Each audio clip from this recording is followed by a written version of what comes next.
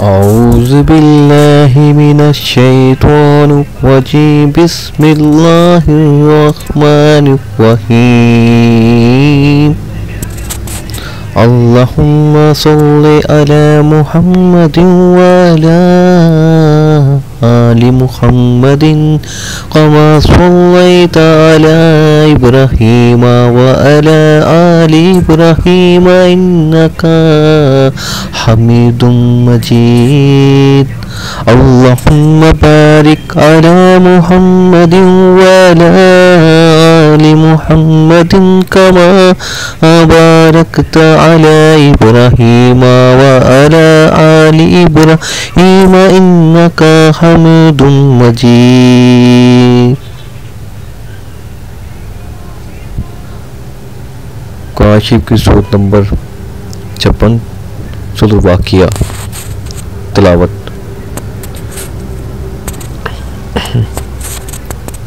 इज़ा वक़अतिल वाक़िअत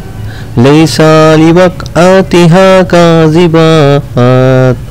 ख़ाफ़िदतुर राफ़िअत इज़ा रुज्जतिल अर्दु रज्जा वबुस्सतिल जिबालु बस्सा फ़कानत हबाअन मुनबस्सा वकुंतुम अज़वाजन सलासात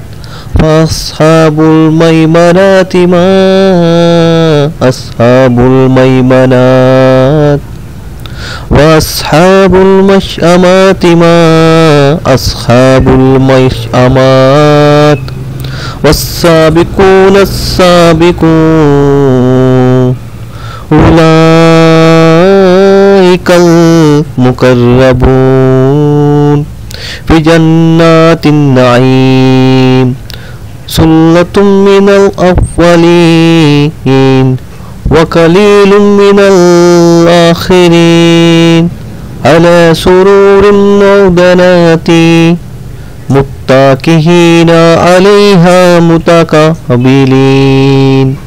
यतूफ़ु अलैहिम विल्दानुन मुख़ल्लदून बिअक्वाबिन व बारिका व कासिम मिन मईन ला युसद्दऊना अन्हा व ला युनसिफून व फ़ाकिहातिम मिम्मा यतख़य्यरून व लहमी तैरिन मिम्मा यश्तहून व हूरुन ईन व कअम्सालिल लुलुइल मकनून जज़ाअन बिमा कानू यअमलून ला यस्मऊना फ़ीहा लग़वन वला तसीम इल्ला कलीलन सलामन सलाम व अस्हाबुल यमीन मा अस्हाबुल यमीन फ़ी सिदरिन मख़दूद व तलहिन मंदूद व ज़िल्लिन ममदूद व माहिन मस्कूब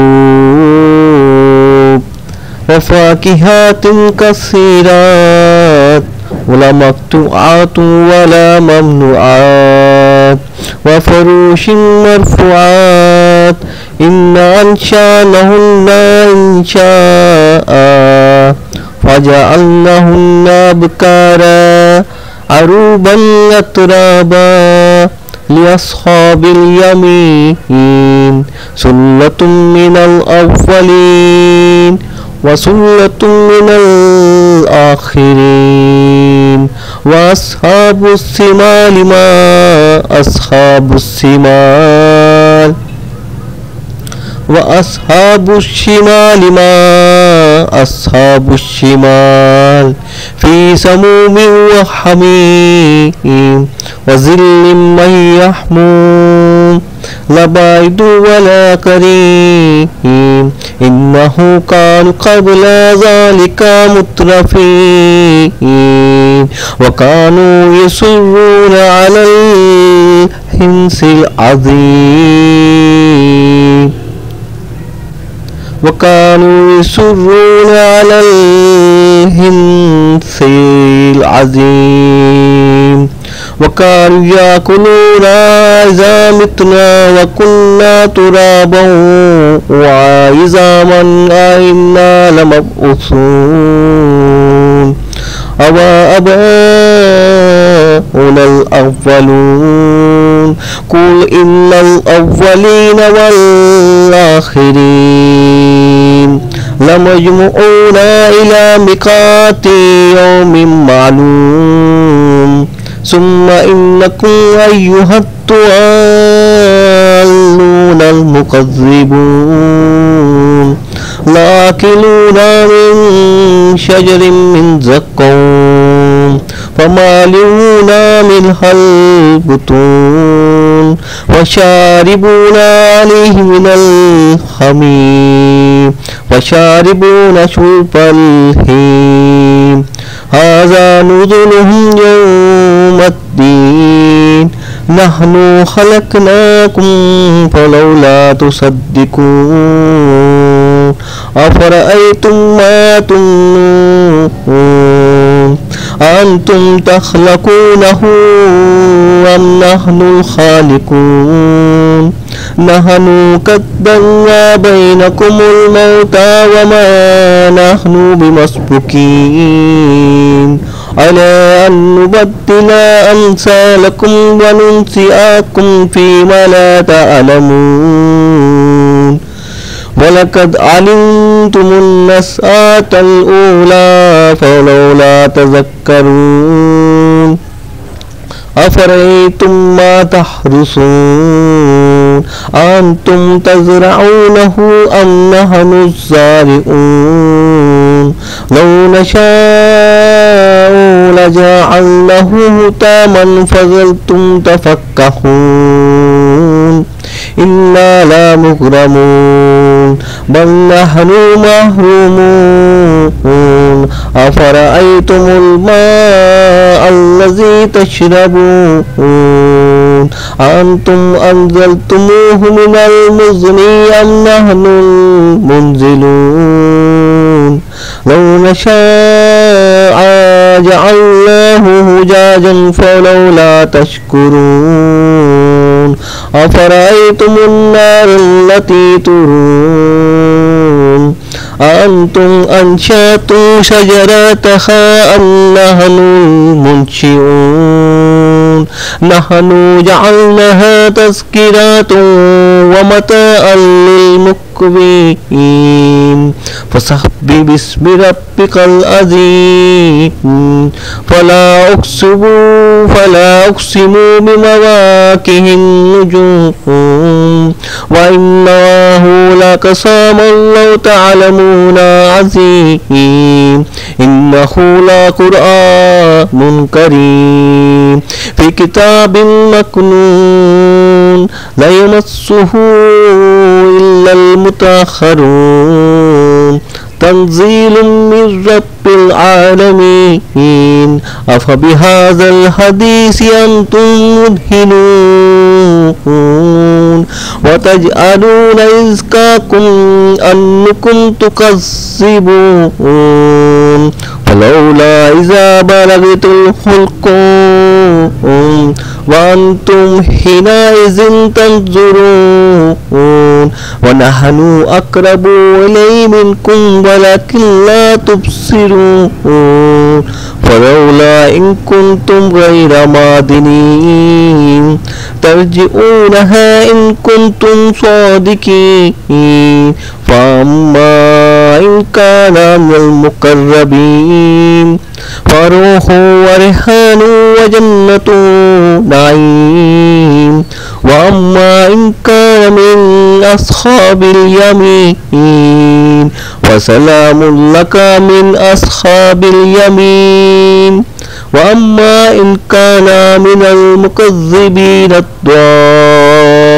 الضالين فنزل من حميم وتسليات جحيم إن هذا لهو حق اليقين فسبح باسم ربك العظيم صدق الله العظيم. तफसीर सूरत वाक़िया। तारुफ़। ये सूरत मक्की ज़िंदगी के इब्तदाई दौर की सूरतों में से है और इसमें मौज़ाना फ़साहत व बलागत के साथ पहले तो क़यामत के हालात बयान फरमाए गए हैं और बताया गया है कि आखिरत में तमाम इंसान अपने अंजाम के लिहाज से 3 मुख्तलिफ़ ग्रोहों में तकसीम हो जाएंगे। एक ग्रोह अल्लाह ताला के मुकर्रब बंदों का होगा जो ईमान और अमल सालह के साथ आला मर्तबा के हामिल होंगे, और दूसरा ग्रोह इन आम मुसलमानों का होगा जिन्हें इनके आमाल नामे इनके दाएं हाथ में दिए जाएंगे, और तीसरा ग्रोह इन काफिरों का होगा जिनके आमाल नामे इनके बाएं हाथ में दिए जाएंगे।